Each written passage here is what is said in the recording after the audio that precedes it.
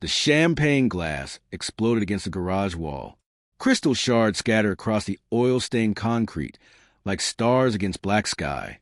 I stood there, chest heaving, watching the amber liquid drip down the paint cans I'd organized 3 weekends ago. The same weekend Patricia started moving my coffee mug to different cupboards. 28 days. I'd counted each one since returning from Seattle with the Alaska Airlines contract burning a hole in my briefcase. 6 figures. The kind of money most aviation safety engineers dream about. The kind that should have earned me a celebration dinner, not systematic erasure from my own home. My phone buzzed against the workbench. Emma's tablet lay open beside it, her wedding planning spreadsheet glowing accusingly in the dim garage light. She'd forgotten it during her rushed exit from our family meeting. Another disaster where my suggestions vanished into the void of the selective hearing. The screen refreshed. New messages flooded the group chat labeled Wedding Planning Squad. My finger hovered over the notification. Privacy meant nothing when your own daughter treated you like furniture. When your wife rearranged your entire existence one moved object at a time. I opened the chat. Patricia's profile picture smiled back at me. The same smile she'd worn this morning, while serving me coffee in a mug I'd never seen before. Her message appeared at the top of the thread. Timestamp showing 23 minutes ago. Give him another week. He won't last a month. Then we plan however we want. The phone trembled in my hands. I scrolled upward through weeks of messages. Screenshots of my venue suggestions with laughing emoji reactions. My carefully researched catering options dismissed with Dad's trying again LOL. Photography recommendations I'd spent hours compiling labeled as another David special. Emma's responses cut deeper. Mom's right. He's getting desperate. Should we tell him about the deposit changes? My knees buckled. I gripped the workbench edge, breathing through my nose like I'd learned during those stress management seminars Boeing mandated after the MAX crisis. Engineers don't panic. Engineers analyze data. Engineers solve problems. But the data painted a picture of complete betrayal. 28 days of deliberate psychological warfare, disguised as wedding stress. 28 days of watching them exchange glances while I suggested flowers, venues, photographers. 28 days of existing as a ghost in my own house, while they waited for me to crack. I set the phone down with surgical precision, walked to my toolbox, pulled out the measuring tape I'd used to build Emma's treehouse 12 years ago. The same tape I'd used to measure her first bicycle, her graduation cap, the dimensions of every important moment in her life. The old me would have confronted them, demanded explanations, begged for inclusion in the wedding plans like some pathetic divorce statistic. The old me dissolved somewhere between the champagne explosion and the cold concrete beneath my feet. I began measuring the distance from the garage door to my truck, calculating the space needed for boxes, suitcases, the essential tools of my new existence. The existence that will begin the moment I stop playing their game. 3 days. That's how long proper planning would take. 3 days to become someone they'd never see coming. The safe clicked open on the 3rd try. Patricia's birthday, then Emma's, then the date we bought this house 15 years ago when everything made sense. Inside, beneath insurance papers and Emma's childhood medical records, lay documents I'd never seen before. Property assessment. Current market value, $873,000. My signature forged at the bottom with surgical precision. The appraiser's stamp dated 2 weeks ago, while I'd been debugging flight control software in my home office, completely oblivious. I photographed every page with steady hands. The tremor from the garage had vanished, replaced by the clinical focus that made me invaluable to Boeing's safety division. Systems failures followed patterns. Human betrayal operated on the same principles. The folder beneath held worse revelations. Correspondence with Patterson and Associates Financial Planning. Meeting notes in Patricia's handwriting, discussing asset protection strategies during marital dissolution. Projected timelines for accessing retirement accounts. Detailed inventories of everything I'd built over 26 years of marriage. She'd been planning this longer than their wedding conspiracy. Months, possibly years of preparation, while I'd worked late nights. travel for contracts, trusted her with every financial decision because she claimed superior organizational skills. The bedroom door creaked upstairs. Patricia's nightly routine beginning with mathematical precision. Shower at 10:15. Hair treatment at 10:30. Sleeping pills by 11. She'd maintained the schedule for 3 years, ever since her yoga instructor had recommended structured self-care. I closed the safe and moved my laptop. Bank accounts first. My primary checking showed the usual direct deposits from Boeing, but no automatic transfers to savings for the past 60 days. The secondary account I'd opened for Emma's wedding fund remained untouched at $47,000. Interesting. I opened Patricia's laptop next. Password unchanged since Christmas 3 years ago. Emma David 2022. Her email revealed appointment confirmations with financial advisors, divorce attorneys, even a real estate agent specializing in discrete property transitions for high net worth separations. The consultation fees alone totaled more than most people's annual salaries. My phone buzzed. Connor's name appeared on the screen. My son from my first marriage, calling from Portland where he managed software development for aviation startups. We spoke twice weekly, usually about technical innovations and market opportunities. Dad, got your message about the partnership shares. You sure about this timing? Partnership shares. I'd forgotten about the documentation I'd sent him yesterday. Transferring my stake in AeroSafe Consulting to his name through a Delaware trust structure. 30% ownership in a company worth $2.4 million. Handed to my son while my current family plotted my financial destruction. Market shifting. I replied, watching Patricia's shadow move across the bedroom window. Better to secure your future now. The lawyers are asking questions about tax implications. Complex trust structures raise flags. Handle it quietly. Everything needs to be finalized within 72 hours. Connor paused. Dad, is everything okay? You sound different. Different. My son could detect a change through 3 states and a phone connection, while my wife and daughter had spent 28 days treating me like defective equipment awaiting disposal. I'm fine. Trust me on this timing. I ended the call and returned to Patricia's computer. Her browser history revealed research into missing persons protocols, legal requirements for declaring abandonment, even articles about what to do when your spouse disappears. She'd been thorough. I'd give her credit for preparation, but she'd made one critical error. She'd underestimated the methodical nature of an engineer who'd spent decades identifying system vulnerabilities. The mini camera arrived via overnight delivery the next morning, while Patricia attended her Wednesday yoga session. Professional-grade surveillance equipment, motion-activated, with cloud storage backup. I installed 3 units strategically throughout the house: living room, kitchen, and Patricia's home office. If she wanted to plan my destruction, she'd do it on camera. The final piece required a trip to Missoula, Montana, a 2-hour drive to meet with an attorney who specialized in complex asset protection for high-net-worth individuals facing challenging domestic situations. Cash payment only. No electronic records. Patricia would discover my absence eventually, but by then her amateur-hour conspiracies would collide with professional-level strategic planning. She wanted to play games. Time to show her what happened when engineers designed the rules. The kitchen clock read 4:47 when I placed my keys on the granite counter. The house held its breath around me, shadows stretching across floors I'd walked for 15 years. Patricia's breathing echoed from upstairs, deep and rhythmic thanks to her pharmaceutical sleep aids. I cut my American Express card into precise quarters with kitchen shears. The metallic snip echoed louder than thunder in the pre-dawn silence. Each piece fell onto the marble surface like discarded armor from a battle I'd already won. The note took 3 drafts. Engineers don't write emotional declarations, but this required authenticity. My handwriting, slightly unsteady as if written under duress. You wanted to plan alone. Congratulations. You got your wish. I folded it twice and propped it against the coffee maker, exactly where Patricia would discover during her 7:30 caffeine ritual. Timing mattered. She needed enough panic to call Emma before rational thought interfered with emotional reaction. My truck started on the first turn.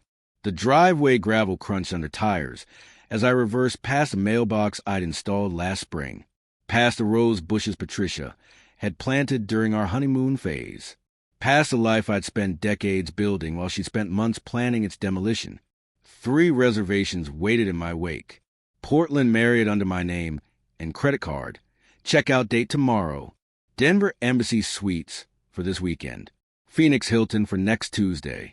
Each booking made yesterday using public computers at 3 different libraries, each representing a different direction I might have fled in my supposed emotional breakdown.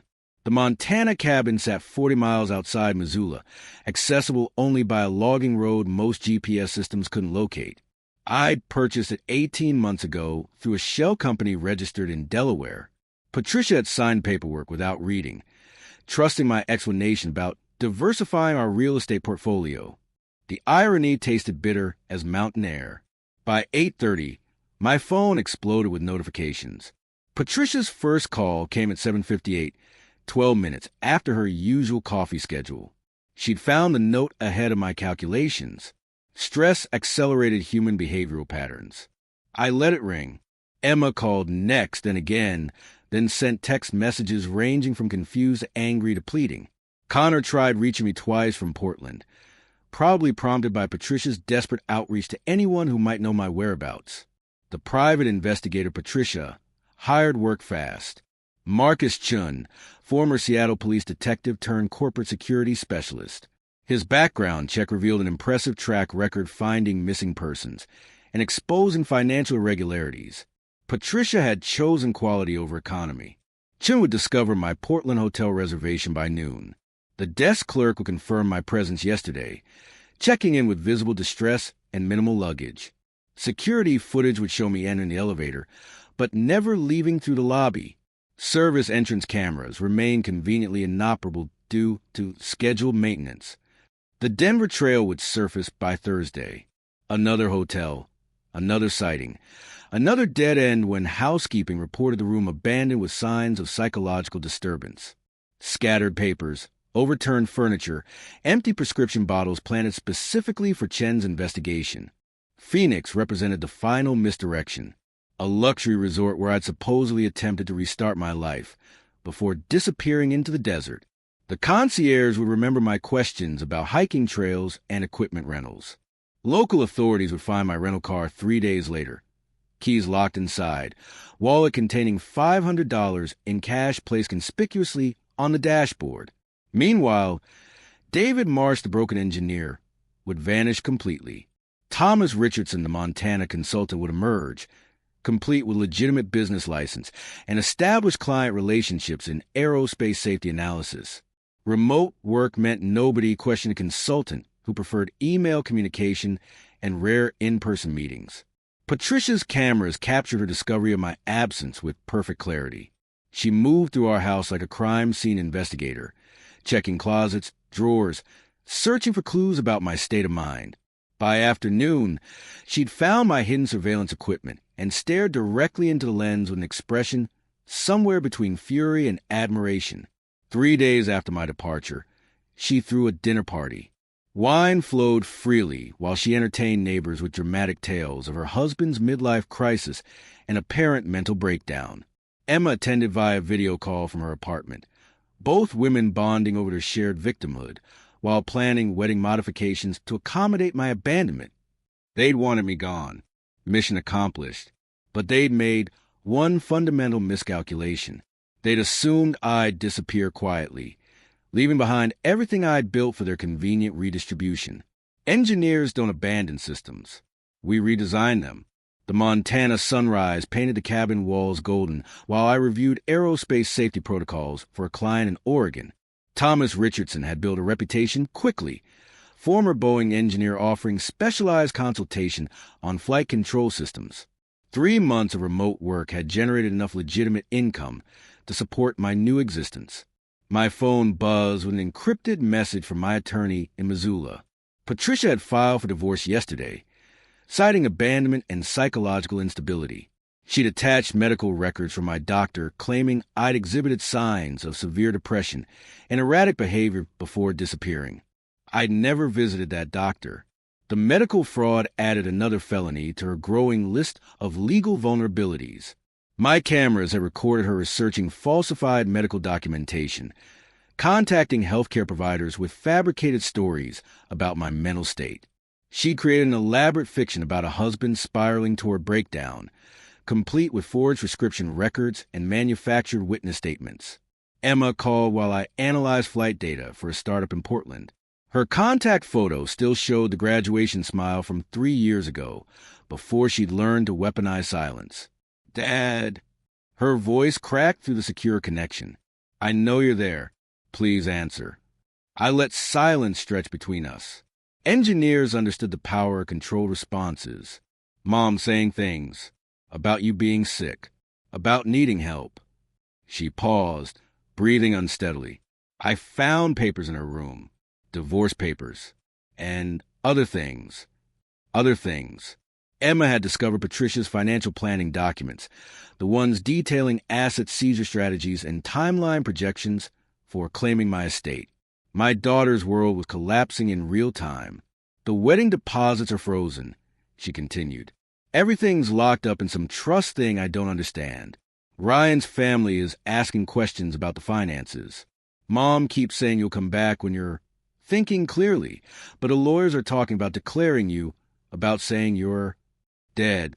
Patricia had consulted attorneys about having me declared deceased after 6 months. The insurance payout alone would total $2.3 million, enough to fund Emma's wedding and Patricia's comfortable retirement. "I need to see you," Emma whispered. "Something's wrong with all of this." The line went dead. 2 days later, photos surfaced from an aerospace conference in Eugene. Thomas Richardson presenting safety analysis to a room full of industry professionals. Professional lighting captured my face clearly, timestamp showing last Tuesday, while Patricia was telling neighbors about my deteriorating mental condition.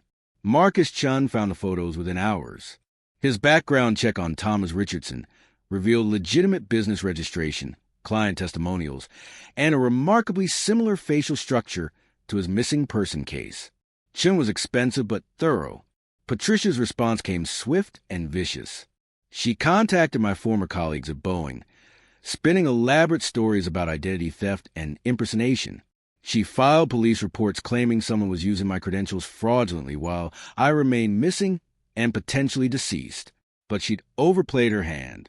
My social media presence had continued during my absence. Thomas Richardson's LinkedIn profile showed connections to former Boeing employees who vouched for his expertise. Conference organizers confirmed his identity through multiple verification processes. Hotel records placed him in locations where David Marsh's credit cards showed simultaneous activity in different states. The timeline impossibilities exposed Patricia's fabrications to anyone with basic investigative skills. Emma discovered Connor's existence through Facebook 3 weeks after our phone call. My son had posted family photos from Christmas 2 years ago, images Patricia had forgotten existed. Emma's message to him was simple. "Is my dad your dad too?" Connor called me within the hour. "She's smart, your daughter. Asked direct questions about our relationship, about Dad's mental state, about whether any of Mom's stories made sense." He paused, choosing words carefully. "I told her the truth, about you transferring the business shares, about your planning, about how this doesn't match any breakdown I've ever witnessed." Emma's world was reconstructing itself around uncomfortable realities. Her mother had lied about my mental state, my disappearance, even my death. Her perfect wedding was funded by fraudulent insurance claims and forged documents. Her entire adult relationship with me had been poisoned by manipulated perceptions. "What happens next?" Connor asked. I watched the Montana mountains through my cabin window, peaks that had witnessed a century of human mistakes and recoveries. Patricia had constructed an elaborate house of lies, but she built it on a foundation of assumptions about my passivity and emotional fragility. Time to show her what happened when engineers applied systematic pressure to structural weaknesses. Next, we let her keep digging. I replied, "The deeper she goes, the harder she falls." The church bells echoed across Portland's skyline while I adjusted my tie in the rental car mirror. 6 months had transformed me from abandoned husband to ghost returned for reckoning. Emma's wedding invitation had arrived through Connor's address, her handwriting shaky across expensive cardstock. "Please come home, Dad. I understand now." Ryan's tech startup had partnered with my consulting firm 3 weeks ago. The groom had no idea his new business associate was also his bride's supposedly deceased father. Engineers appreciated ironic system failures. I entered through the back vestibule, while guests filed into pews. Patricia stood near the altar, resplendent in champagne silk, accepting congratulations for managing this difficult time with such grace. Her performance deserved awards. The grieving widow whose husband had tragically vanished during his mental breakdown. Emma waited in the bride's chamber, her dress cascading like spun moonlight. She turned when I entered, makeup already streaked with tears. "You came." Her voice carried 6 months of accumulated pain. "You asked me to." She moved across the room, stopping just within arm's reach. "I found everything. The real documents, the forged medical records, the insurance claims."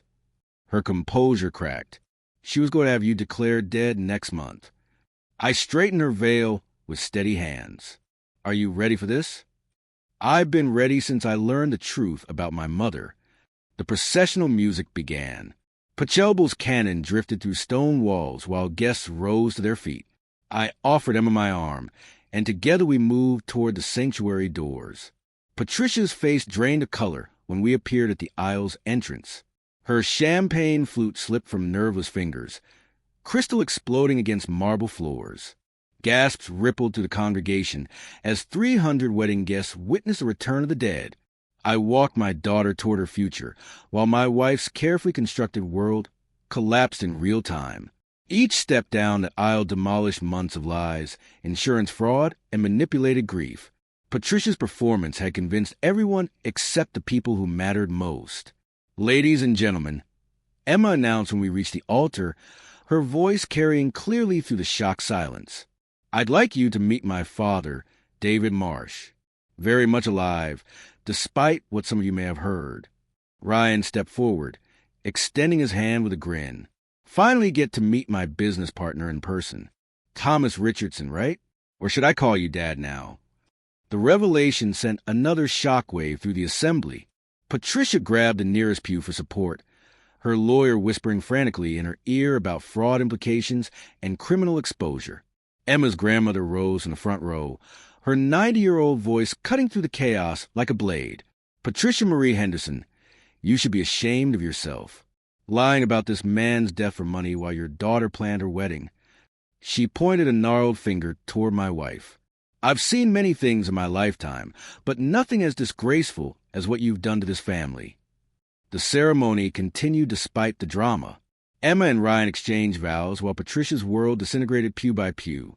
Guests whispered among themselves, piecing together the implications of my resurrection. Her social circle was evaporating in real time. During the reception, I approached Patricia at the bar. She'd switched from champagne to straight vodka, her hands trembling as she gripped the crystal tumbler. "Hello, Patricia." She turned slowly, makeup streaked with tears and rage. "You destroyed everything. I documented everything. Your fraud destroyed itself." Marcus Chin appeared beside us, no longer working as Patricia's private investigator. "Mr. Marsh, I have those files you requested. Complete documentation of fraudulent insurance claims, forged medical records, and attempted identity theft." He handed Patricia a business card. "Ma'am, you'll want to contact Criminal Defense Counsel. Federal charges carry significant penalties." 8 months later, I stood in a different church, smaller and warmer, surrounded by people who'd chosen to be there rather than social obligation. Laura's hand fit perfectly in mine as Connor walked her down the aisle. Emma served as maid of honor, radiant in her role as daughter rather than victim. Patricia watched from federal prison. Rashid had plenty of time to plan future events with much less ambitious scope. Her sentence included restitution for insurance fraud, which would cover Emma's student loans and down payment on her first house. Emma had learned valuable lessons about trust, truth, and the difference between family and genetics. She kept my name but changed her emergency contact information. Some systems couldn't be repaired. Others were worth rebuilding from scratch. Engineers understood the difference.